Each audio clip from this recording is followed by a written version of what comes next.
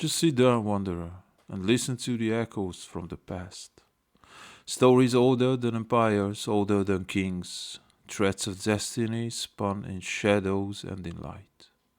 Tonight, we speak of the Moira. For the ancient Greeks, fate was no uncertainty. It wasn't chance, but destiny itself, written in the fabric of the cosmos. And they believed that every life, from birth to death, was guided by three mysterious sisters, the Moira, the weavers of fate. But who, you may ask, gave birth to these beings? Some myths say they were born from Nyx, the goddess of night. If so, their power was as shadows and impenetrable as the darkness itself. The message was clear. Fate is a mystery, heavy and inescapable. Others believed they were children of Zeus, father of gods and men, and Themis, the goddess of divine law. In this telling, the Moira were not just shadows, but the guardians of cosmic order, standing above even the Olympian gods themselves. First came Clotho, the spinner. She wove the thread of life at every birth. The Greeks said that in a newborn's first cry, one could hear the faint creak of Clotho's spindle. Then came Lachesis, the allotter. She measured the thread, deciding whether it would be long or short, blessed or cursed.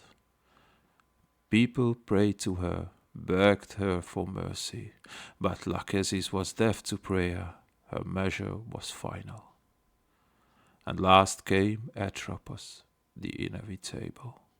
She held the shears sharp and merciless, cutting the thread when the time had come. No bargain, no escape. When Atropos raised her hand, life ended. As Homer wrote in the Iliad, no man can escape the fate woven by the Moira. The Moira's power was absolute. Not even the gods could resist them. Zeus' thunderbolts, Poseidon's oceans, Hades' shadows, all bent before their silent judgment.